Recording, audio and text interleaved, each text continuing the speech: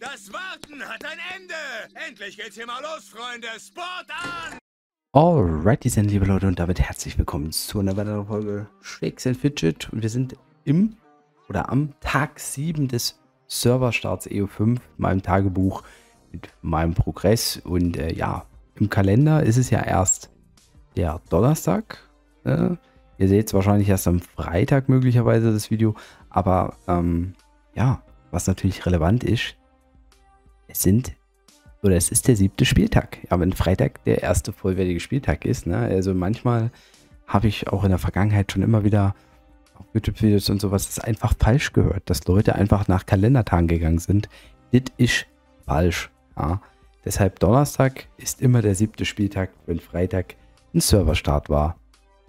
Ja, also das mal nebenbei. Kriegen wir natürlich wieder Achievement und schöne Attribute. Ja, tatsächlich ist das jetzt ein Daily Login-Bonus, den ich jetzt nicht so feiere, aber bringt 8000 Gold, nehmen wir mit. Und ja, wir fangen im Prinzip gleich voller Ambitionen an dem Tag. Wollen erstmal jetzt hier schauen, dass wir vielleicht eine gute Epic-Waffe bekommen für den Krieger. Na, natürlich nicht. So, was ist doch schade. Aber gut, dann extracten wir den einfach und ja, gehen wir so weiter. Aura 2, ja, gut.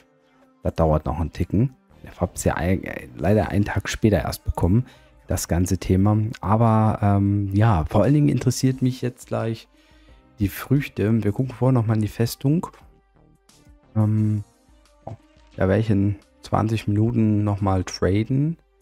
21, 22 Minuten werden wir nochmal 16 Angriffe traden. Festungspartner. Und dann sind wir auch ganz gut auf Stand. Also vielleicht am Hall of Night 11. Ich weiß nicht, wann es gefordert wird. Ob man das schon machen muss oder ob man lieber dann auf Fortress 12 geht, wenn Hall of Night 11 noch nicht gefordert ist. Dann kriegen wir das definitiv morgen oder heute im Laufe des Tages hin. An der Stelle will ich auch mal erwähnen, warum ich auch dieses Festungspartnerschaftsthema recht feiere, weil dadurch bin ich relativ weit oben in der Festungsehrenhalle. Und damit einher kann ich, wenn mein Festungspartner zum Beispiel gerade nicht da ist und ich vielleicht noch 2, 3 Random-Angriffe machen kann, ja, soll man prinzipiell eigentlich nicht machen, weil wir dadurch auch Gegenangriffe erzeugen für andere Spieler, ne, im Prinzip. Aber ich sag's mal so, ne, wenn ich jetzt dann mal so einen Typen hier finde und den angreifen kann, ne, dann ist das natürlich auch ganz lecker, ne? Also der ist schon mal von der Stufe her deutlich über mir. Wahrscheinlich alles auf 12, vielleicht sogar 13, ich weiß nicht. Kann es gar nicht einschätzen. Ausgebaut, ja, ne? Also der kann mich ruhig auch wieder angreifen, ne? Da habe ich kein Problem mit, der Morpheus. Grüße gehen raus an die Tavernenflotte, die echt richtig gut aufspielen. 134er Durchschnittsschaden, 436 Ritterhalle. Denn die haben auch noch den Heimathafen mit 118er Schnitt und 442 Ritterhalle. Spielen richtig stark auf. Also wir haben im Durchschnittslevel zwar den Vorteil und auch in der Hall of Fame ein bisschen den Vorteil, aber man muss halt auch sagen, ne, wenn diese beiden Gilden sich zusammenschließen würden, ich habe jetzt den Überblick nicht, den müsste man sich mal besorgen, ne, dann hat man sicherlich das Gefühl, dass die wahrscheinlich vielleicht sogar stärker wären. Also das könnte ein guter Zweikampf definitiv werden. Ja, ein Tenet mit 134er Durchschnittslevel, 431 Ritterhalle ist natürlich da auch sehr, sehr gut unterwegs. Man muss jetzt aber mal überlegen, es gab schon die einen oder anderen, die jetzt nicht mehr in der Gilde sind und der könnte auch so ein Kandidat sein. Ich habe keine genauen Informationen, aber es wird wohl ein paar Spieler auf dem Server gebannt, was natürlich dem Server allgemein schadet. Das waren Spieler, die ja auch sehr weit vorgeprescht sind am Anfang. Ja, da gab es irgendwas mit Zahlung, glaube ich. Also bei ihm weiß ich es jetzt nicht hundertprozentig, aber ja. Das ist natürlich, also es tut leider der Konkurrenz halt auch nicht so richtig gut. Ja, ich glaube, Deadland könnte auch so eine Gilde gewesen sein, wo ein paar Leute dabei sind. Also wenn man nur mal in die Hall of Fame guckt, viele gildenlose Leute, die sehr, sehr, also in ihren Klassen auch sehr, sehr weit vorne waren, ne, muss ich mal sagen. Ja, ne, das solltet ihr natürlich nicht machen. Ne? Wen haben wir hier noch? Surprise Guest, die hatte ich noch gar nicht so gesehen, ja. Ja, wir haben einige Gilden zwischen 80 und 100er Durchschnittsschaden und auch über 400 Ritterhallenpunkte. Also das sind alles super potenzielle gute Gilden, aber für die Top 1 2 oder 3 wird Stand jetzt nicht reichen. So, wir haben übrigens auch schon mal einen nackigen Spieler in der Unterwelt gefunden, Level 25, das heißt die ersten 5 Tage mit meinem Keeper 30 komme ich hier locker durch und steige erstmal in der Ehrenhalle. Da sieht man jetzt auch gleich mal den Unterschied. Ja, die Seelen werden immer mehr. Ach, ich bin dumm, ich bin so dumm. Ich hätte das Underworld Gate, habe ich ein paar Seelen verbraten. Egal, also kein Riesenbeinbruch, aber ich hätte jetzt mehr Seelen bekommen, hätte ich dieses Update vorher wenigstens abgeschlossen. Also ich will ja nicht fett skippen in der Unterwelt hier, gerade nicht diese Gebäude, aber ja, das hätte ich eigentlich machen sollen. Da war ich jetzt gerade ein bisschen zu enthusiastisch. Nichtsdestotrotz kann man in der Unterwelt-Ehrenhalle dann anhand der Ehre sehen, okay, betrifft halt einige Spieler, die auf dem gleichen Stand sind wie ich jetzt, beziehungsweise die heute vielleicht noch angreifen und dann auf 15 kommen. Und die Besten sind auf 20. Also die haben 2 Tage eher in die Unterwelt bekommen. Dadurch sind sie in der Ehrenhalle hier in der Ehre auf 20. Ja, und die haben aber natürlich auch schon die Upgrades auf 7 oder auf 8, weil die auch vom Level her schon die größeren Unterweltpakete freigeschaltet haben. Das wird, denke ich mal, bei uns dann auch passieren, wenn wir im Level weiter gepusht sind. Ja, und im Vergleich zum letzten Video habe ich auch noch keine neuen Steine bekommen, wie ihr seht. Das ist immer noch die Mine, die ich damals gestartet habe.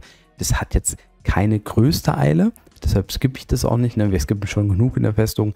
Ich werde heute im Laufe des Tages auf jeden Fall das Laborator's Quarters skippen müssen, aber ein paar Stunden noch runtergehen, noch ein paar Pilze nach unten gehen. Schadet an der Stelle auch nicht. Jetzt wollen wir mal gucken bei den Pets, wie es aussieht. Also ich weiß nicht, ich habe bestimmt schon Pet Defenses. Ja, Kalash, Mojito, Melone. Ich bin auf Level 4. Habe ich natürlich verloren. Ja, das ist aber ganz gut. Da bin ich jetzt in der Ehrenhalle noch nach unten gerutscht. Und ja, wir haben uns jetzt erstmal alle Siege und XP, die wir hier farmen können. Ja, Split Canyon at Night, den kann ich gleich suchen. Der kann man noch mal ein Level nach vorne gehen hier. Der ist bei Northrend at Night, den kann ich auch suchen. Ja, die sind ja ab Tag. Zack. Können wir aber trotzdem auf Level 14 gehen. Und es ist ein Endgegner, ich weiß nicht, trotz des Gladiator-Trainers schaffen wir den, glaube ich, noch nicht. Das könnte ich mir im Pet-Fight-Simulator angucken. Aber das habe ich jetzt nicht gemacht, habe ich jetzt nicht die Zeit dazu. Und hier können wir auch auf 13 hochgehen. Ja, das ist ein Stärkegegner, da können wir vielleicht sogar mit Glück den schlagen durch den Boni.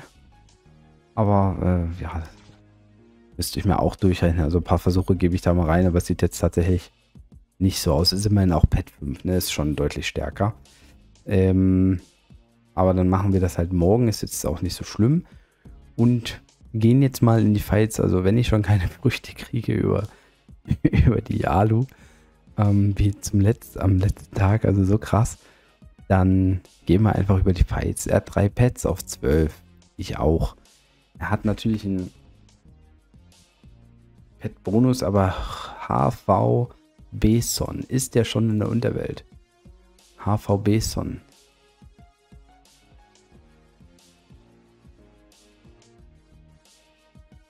Ich glaube, er ist nicht in der Unterwelt. Das heißt, theoretisch hat er den Bonus nicht. Guck hier nochmal. Er ist nicht vertreten. Deshalb würde ich jetzt mal einfach mal mit Shadow angreifen. Es ist sehr risky. Aber ich sollte eigentlich den Bonus haben. Oh.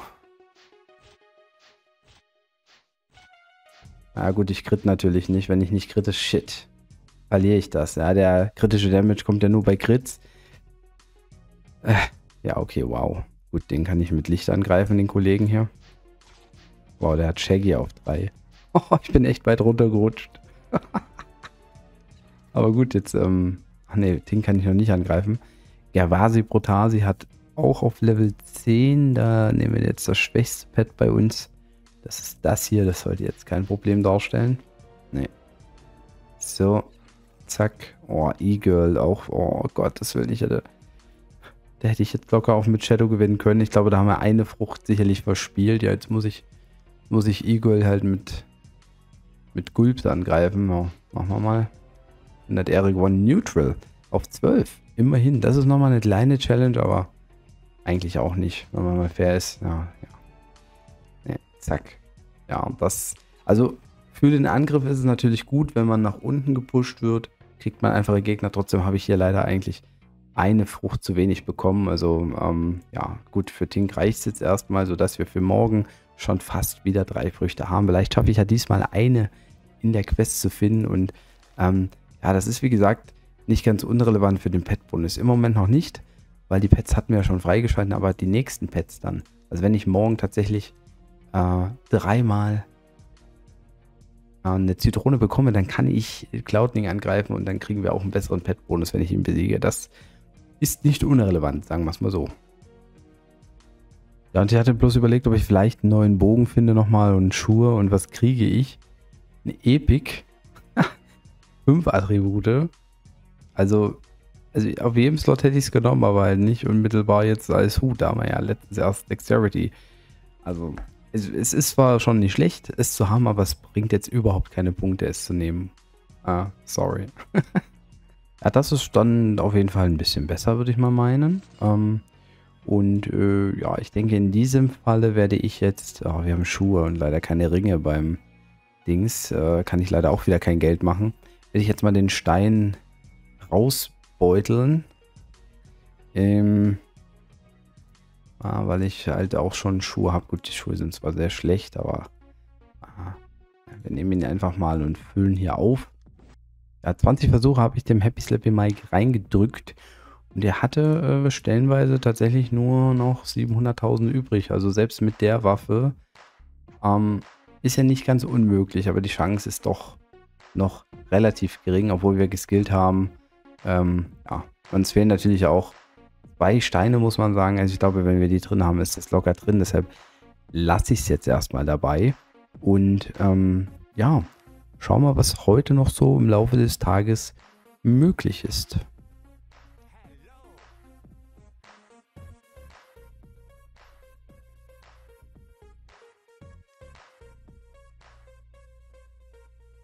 So Leute, und mittlerweile ist schon Tag 8.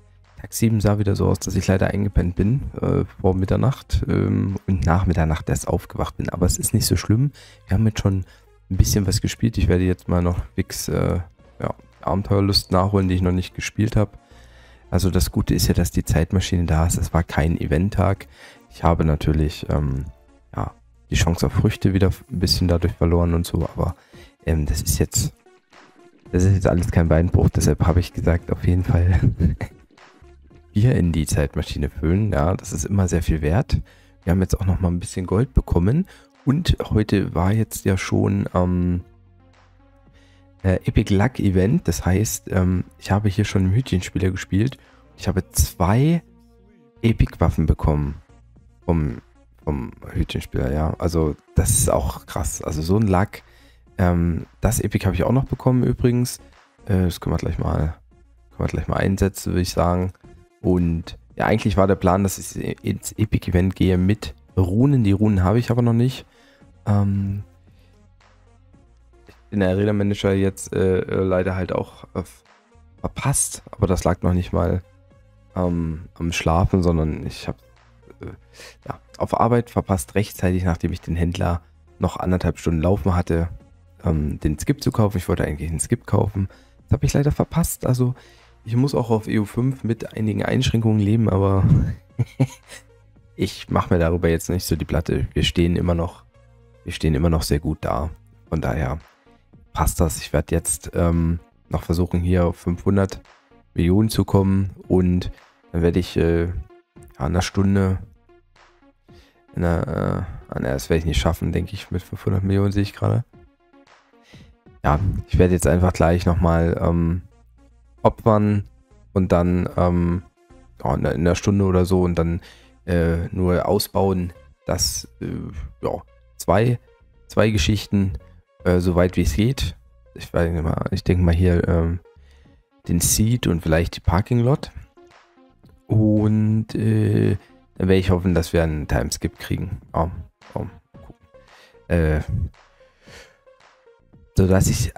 Ziel ist, dass ich am Sonntag auf jeden Fall die Runen habe, die ich brauche, um auch nochmal zu blättern. Ja, und das wird das Ziel sein, das werden wir Stand jetzt auf jeden Fall schaffen.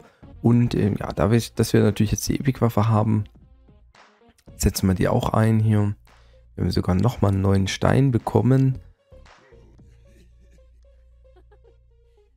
Boah, ich würde die mal fast behalten. Und schauen, ob wir eine... Also, beziehungsweise kann ich das ja mit der erstmal machen. Ob wir eine Kriegerwaffe kriegen. Ne, kriegen wir nicht, aber eine neue Magierwaffe ist auch schick. Dann nehmen wir die dann mit.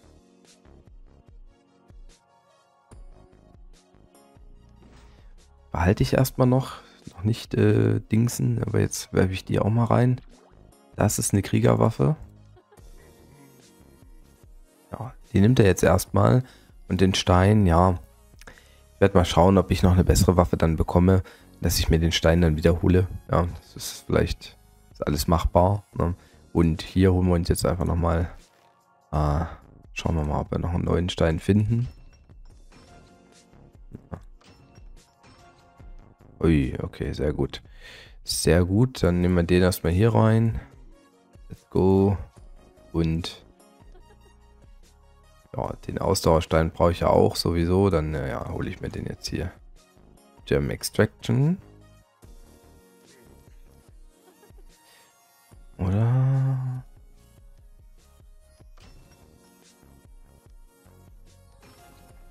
Wir holen uns den einfach über die Mine, habe ich jetzt gerade so überlegt.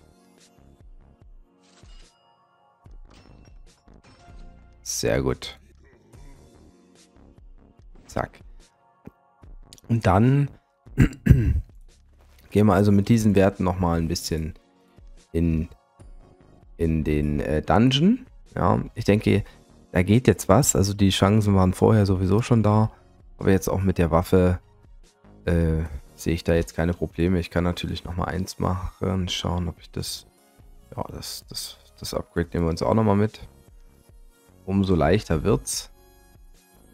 Und dann fangen wir schon mal ein bisschen mit Leveln an und können dann halt ins Epic Event gehen, wenn wir Runen haben. Also vielleicht ja noch im Laufe des Freitags.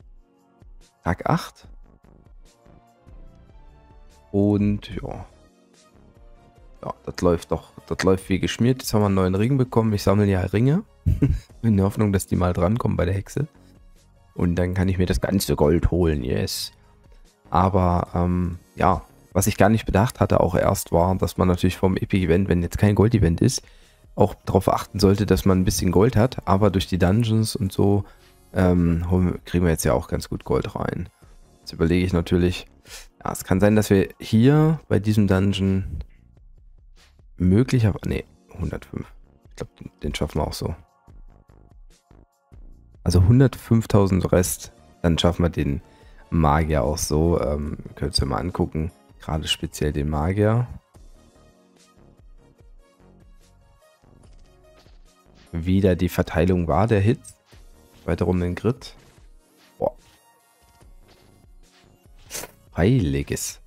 Boah, also schöne Crits. Über 1 Million jetzt endlich Schaden. Schöne Crits. Oh, Pflicht-Epic, was ganz Gutes. Das nehme ich auf jeden Fall mit. Gutes Upgrade. Auch ein Upgrade in der Rüstung sogar. Also, na, da haben wir auf jeden Fall Spielraum. Und auch von den Werten her passt es noch. Ja, da kommen wir ganz gut durch hier.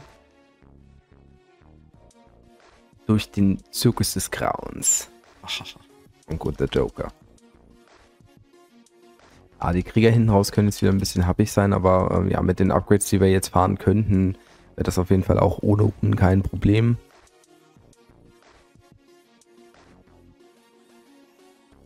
Schauen wir, ob wir den noch so schaffen.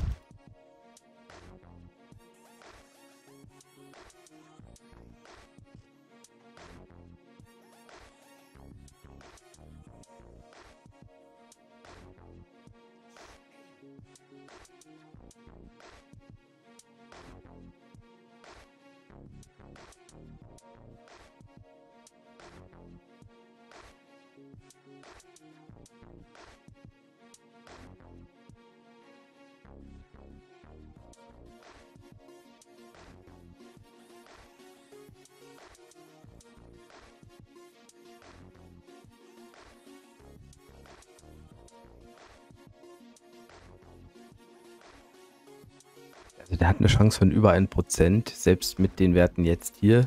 Ach, nice. Das ist auf jeden Fall möglich. Und mittlerweile gibt es sogar schon minimale Chancen für die Schattenwelt. Natürlich, je höher man im Level steigt, desto höher werden dort auch die Chancen. Und die Schattenwelt, die gibt gut XP und gibt gute Items für die Begleiter. Also da werden wir jetzt auch bald mal ein bisschen durchgehen müssen und dir natürlich die Begleiter-Items. Oh, gut. In dem Falle gibt es sogar ein Item für uns. Aber das macht auch Sinn, tatsächlich die Dungeons dann erst zu probieren, wenn wir auch die Runen haben, weil dann kriegen diese ganzen Epics auch immer Runen. Und das ist auch ganz praktisch. Wir haben jetzt mal reingeguckt und es geht. Aber, ja, ne, also das Ganze dann erstmal auf entspannt weiterspielen. Das kostet auch ein bisschen Geld, ein bisschen Pilze, das alles auch auf Vordermann zu halten und ja, läuft aber ganz gut. Wir gucken trotzdem noch mal rein bei dem anderen Dungeon. Bronco the Joker hat man jetzt ja geschafft. Da kommt jetzt der Snake Man danach. Der hat auch eine gute Chance. Den können wir, also auch über 1%. Ich sag mal, da gehe ich auf jeden Fall rein. Ne? Da gehe ich gerne rein. Ja. So, jetzt gehen wir auf die 169 sogar. Ist krass, die geben einfach auch mal 3 Level, also über 2,5 Level. Das ist immer so, das finde ich immer, das ist das Geilste, ja, Leute. Das ist einfach das Geilste, wenn man einfach so viele Level mit einem Dungeon macht, ja. Das finde ich mal am coolsten. So. Jetzt kommt aber nochmal ein Int-Gegner. Madame Mystique. Ja, die Chance ist jetzt sehr gering. Dort müsste man jetzt dann upgraden. Also Items upgraden, skillen. Ich würde bloß mal gerne wissen, wie teuer so ein Epic ist. Mit dem Level hier. Ach, scheiße, schon wieder. Ich blätter nur einmal durch und wir kriegen schon wieder eine Waffe. Oh, die ist natürlich schon besser. Werde ich mir wahrscheinlich kaufen müssen. 176.000 ist das Gold. Aber ich denke, wir können auch ein bisschen skillen. Stadtwache gibt jetzt ja auch wieder ordentlich Kohle. Sagen wir es mal so. Werde vorher nochmal, weil ich ja auch in den Pets war, hier Split Canyon at Night, den muss ich auf jeden Fall finden, den Kollegen. Tuesday Night haben wir heute nicht. Und auch Warrior kann ich finden. Die beiden probiere ich jetzt definitiv erstmal über die Abenteuerlust zu finden, damit ich sie habe. Gerade der ist auch wichtig in der Pet-Verteidigung. Und ja, werde eben versuchen, mir einen Timeskip zu holen. Und zu schauen, ob das dann reicht für, es sollte, denke ich mal, reichen. Also ich werde jetzt mal einfach, auch wenn es nicht so effektiv ist, opfern, damit ich noch genügend Runen ansammeln kann über die kleinen Gebäude. Und dann habe ich dann 1000 Runen hoffentlich heute wenn ich hier einen Skip kriege. Und dann können wir hier weitermachen. Dann können wir die Epics anfangen zu blättern, weiter durch den Zirkus des Grauens gehen und vielleicht auch schon in der Schattenwelt. Was wir noch vorher machen können, fällt mir gerade ein, ist im Twister nochmal ein bisschen durchgehen. Das ist nicht verkehrt. Und ich hoffe, ich kriege Ringe, wenn ich Items kriege. Oder, nee, was braucht die Hexe heute? Breastplates. Ja, dann wäre das natürlich auch geil. Müssen wir kriegen. Müssen wir auf jeden Fall bekommen.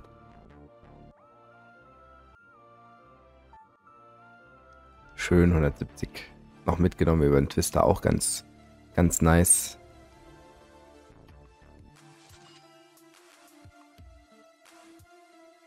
Aber wir können auf jeden Fall skillen auch. Also das ist es halt. Also wir können jetzt auf jeden Fall skillen. Wir können dann auch im Tower angreifen. Uns die Goldboni holen. Das sollte ich sogar machen, bevor ich in die Abenteuerlust gehe. Über 1000 Skillpunkte. Jetzt haben wir auch auf dem Main-Attribut. Das ist ganz nice. Ich gehe mal bis 1050 und dann werden wir auch nochmal Ausdauer nachskillen. Also ein bisschen skillen ist definitiv nicht verkehrt. Wenn ich jetzt nochmal gucke, was der Tower sagt. Living Cake Man 0,47, 0,48%.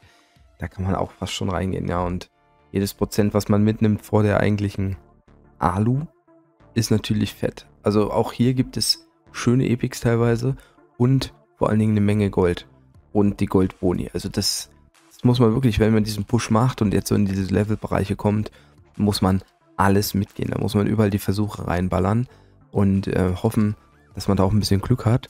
Und ja, den versuche ich jetzt noch mitzunehmen, bevor wir in die Abenteuerlust gehen. Und dann haben wir schon mal für Tag 8 einen guten Grundstein gelegt. Klar, hätte ich jetzt die Abenteuerlust live gespielt, wäre es vielleicht noch ein bisschen einfacher gewesen von Tag 7, wie gesagt.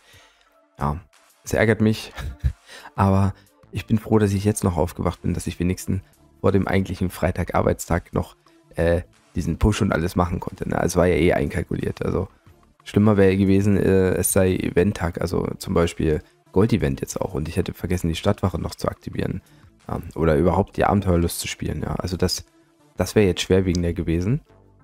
Und ja, wollen wir noch einen Abschluss finden, schnell hier für den Living Cake Man. Ich hätte natürlich auch ein paar random Items Epics blättern können für meine Begleiter. Nice, das geht auch so. Perfekt. Und das, hier 208 Stärke, ne? Also das schmeckt natürlich richtig gut. Das schmeckt dem Krieger, dem Bertram das Brot, schmeckt das richtig schön. Und das Gold, das wir bekommen haben, ja, das ist auch nice. Ja, das ist 267.000, das sind ein paar Skillpunkte. Damit kann ich mal locker Ausdauer hochskillen. Auf 975. Oder 980. Und dann gehen wir in die Abenteuerlust rein. Das mache ich jetzt aber nicht live, hol mir die Pets. Und dann gibt es nochmal ein Update am Ende des Tages, würde ich mal behaupten. Und was natürlich auch richtig nice ist, wenn wir jetzt im Level wieder steigen, gibt es dann das Bro Plus Pack und beziehungsweise auch das Bro Plus Plus Pack. Auch das werde ich mir holen, um dann mit den Seelen in der Unterwelt weiterzukommen. Mit 150.000 kann man Heart of Darkness 7 und Gladiator Trainer 7 ausbauen. Das ist nicht verkehrt. Und wie gesagt, ab Level 200 gibt es ja dann noch ein Pack. Dann geht man mit allem, mit diesen 3 Gebäuden in Richtung 8. Das wird auch fett. Ja, wenn ihr natürlich da auch seid und das über den Webshop kauft, dann kriegt ihr das Ganze auch nochmal zu günstigeren Preisen, macht das definitiv. Und dann könnt ihr auch einen Creator-Code eingeben. Da könntet ihr, wenn ihr wollt, auch unter anderem Hanrizzle eingeben. Damit unterstützt ihr mich mehr kostenfrei, würde ich mich freuen. Ihr könnt aber auch andere Creator-Codes von anderen Creatoren eingeben, um die zu unterstützen. Wichtig ist, kauft sie über den Webshop und nutzt den Creator-Code, ganz wichtig. Ja, Leute, auch geil. Wir sind mittlerweile schon am Samstag und das wird jetzt quasi so ein Ende des Partes sein, von Tag 7 bis Tag 9. Und dann werde ich nochmal einen zweiten Part inklusive Sonntag aufnehmen. Es ist einfach Wochenende viel los und ja, es ist auch mega heiß. Ne? Und das Ding ist leider auch, dass ich das live aufgenommen habe und das Geilste war natürlich wieder, na, OBS hat einfach gesagt, hey, das Mikrofon brauchen wir nicht. Geil. Ja. Und ich habe halt erstmal gesagt, dass die ganzen Level, die ich gemacht habe vom letzten Mal, Madame Mystique fing ja da an, dass ja, wir die natürlich geschafft haben mit neu equippen, ein paar Steinen, dies, das und die Magier sind die Blocker. Die Magier sind die Blocker für alle Klassen im Prinzip, also selbst, denke ich mal, ein Krieger oder so hat da mehr zu tun, aber wichtig ist, dass man da natürlich auch immer die Waffen aktuell hält und ich werde euch gleich auch zeigen, ne? Ihr seht, das Gameplay ist jetzt ein bisschen schneller, werde ich euch zeigen, mit welchen Waffen ich die auch besiegt habe. Der Seelenklumpen, der hat ein bisschen auch gebraucht, aber das waren auch schöne Attacken. Also ihr habt doch mal gesehen, wie viel Damage wir machen teilweise und dann war es hinten raus sogar noch knapp, aber ohne Crits. Und der höchste Crit, den wir gemacht haben, war glaube ich fast 2 Millionen. Also das geht jetzt halt richtig steil. Und ich habe jetzt mit 199 diesen Part aufgenommen, weil ich in der Schattenwelt den 5. von 10 noch nicht machen wollte. Und auch zum Beispiel noch überhaupt nicht Level 200 sein wollte, denn man kann ja auch den ein oder anderen Dungeon in der Gemmine erfarmen, wenn man Level 200 ist. Und das wollte ich nicht, denn ich wollte jetzt noch Steine haben. Und genau solche Steine, wie ihr da sehen könnt, wollte ich haben. Nochmal neue Steine. Die Gilde ist weit vorgegangen, auch in der Hall of Fame. Oder in der Hall of Night eher gesagt. Und ja, hier sind übrigens die Waffen. Jetzt habe ich eine mit 482 Durchschnittshaben, 686 rechts raus, richtig geil. Aber die letzte war auch schon gut, die ich da hatte. Die hatte über 100 Average Damage plus. Und das hat man natürlich schon. Das hat man natürlich schon gefühlt. Und ja, habe ich auch die Festung gezeigt, alles auf 12. Ich habe schon Ressourcen für 13. Mein Festungspartner wird nicht skippen. Das hat er mir schon gesagt. Ich musste jetzt aber hier auf jeden Fall noch die Gegenangriffe machen. Deshalb habe ich dann auch einen kleinen Cut reingeballert. Er wird also nicht weiter skippen. Ich möchte auch nicht unbedingt skippen. Er hat mir dann nochmal viel rübergeschickt. Deshalb nochmal 4 Gegenattacks. Ne? Es sind auch leckere Ressourcen, ne, muss man sagen. Sind schon sehr leckere Ressourcen. Aber ich könnte mir schon überlegen, halt so Teil zu skippen, weil das Ding ist natürlich auch, also selbst wenn ich Festung 13 jetzt starte, ja, die geht ja so lange, in der Zeit kriege ich so schnell wieder neue Ressourcen. Entweder durch meinen Festungspartner, vielleicht kriege ich sogar einen neuen irgendwann, der halt auch noch mehr skippen will, oder halt auch durch Leute in der Hall of Fame. Ja, also zum Beispiel so ein Grafzahl da oben, also der ist glaube ich gerade so das Limit, die gehen in Richtung Rathaus 15 oder sind es vielleicht sogar schon. Ja, wenn man den mal zufällig in der Ahnenhalle findet, weil man halt vom Rang her in der Nähe ist es natürlich auch fett. Und es gibt ein paar Leute, die ich da finde, die auch gute Ressourcen geben. Aber bisher gibt mir mein Festungspartner immer noch im Schnitt die besten und die effektivsten. Deshalb werden wir auch sicherlich noch ein paar Tage weitere Angriffe traden. Und ja, also bei den Gems, ne, lief gut. Ich habe ein paar alte Gems, die ich halt rausnehmen will. Was heißt alt? Die sind eigentlich gar nicht alt. 2, 3 Tage. Aber wenn man natürlich solche Level pusht und das erfolgreich macht, na, dann passt das. Und wir haben auch mehr Items für die Begleiter mittlerweile. Die brauchen auch Steine. Nichtsdestotrotz habe ich da natürlich dann durch die Schattenwelt und den Tower vor, die noch voll zu equippen. Und den Tower muss ich auf jeden Fall auch machen. Die Schattenwelt wollte ich jetzt, wie gesagt, noch nicht machen, damit ich nicht den Dungeon-Schlüssel automatisch freischalte. Aber man könnte auch darüber noch definitiv auch pushen. Ja. Ich wollte jetzt ein paar Steine aktualisieren. Das heißt, wenn ich dann weitere Level mache und neue Items bekomme oder nochmal neue Blätter, dass ich schon dicke Steine da habe und die dann gar nicht mehr tauschen muss. Ja, das ist so der Werdegang. Und ich hatte wirklich Glück. Also ihr seht's, ja. Ich war ein bisschen verrückt, verdammt, dass das so gut funktioniert. Ich habe meiner Kundentunde auch noch einen Geschicklichkeitsstein gegeben, weil ich dachte, ja lol, wenn ich ihn habe. Und ja, dann ging es noch mal in die Dungeons, bei denen ich aufgehört habe. Und ich hatte schon gute Chancen und die Chancen sind nochmal mit diesen Werten, ne? Also 300 Werte geschickt plus allein durch die Steine. Die sind natürlich nochmal ordentlich nach vorne geprescht. Also die Dungeons hatten dann im Prinzip eine Chance von damals 2 bis 3% und jetzt waren wir bei 4 bis 5%. Also gerade dieser Stärke-Dungeon. Ich bin nochmal die Items durchgegangen. Klar, bei den Items selber könnte ich mich auch nochmal verbessern, wenn es notwendig ist. Aber in dem Sinne war es gar nicht notwendig, weil wir auch den Gladiator-Trainer 7 Jahre mittlerweile haben. Ab 200 werde ich dann nochmal das große Pack holen. Dann gehen wir nochmal auf 8, Gladi 8, ne, ist vollkommen klar. Ja, den Dungeon haben wir geklärt und da habe ich gesagt, gut, das reicht jetzt erstmal. Und wenn man mal in den Chat guckt, wenn einer 3 Level macht und dahinter steht direkt, also wenn das auf einmal aufploppt im Chat, 3 Level und dann halt der Dungeon, dann weiß man, dass man durch den Dungeon 3 Level geschafft hat. Und 3 Level ist, ich finde das immer geil, wenn es im Chat aufploppt. Ich weiß nicht, ob man 4 schaffen konnte, aber für diesen Part jetzt ist erstmal Schluss. Der nächste Part ist schon der erste Teil aufgenommen, den werdet ihr dann wahrscheinlich Montag sehen. Da geht es dann um die weiteren Schritte, die wir noch gemacht haben jetzt am Wochenende.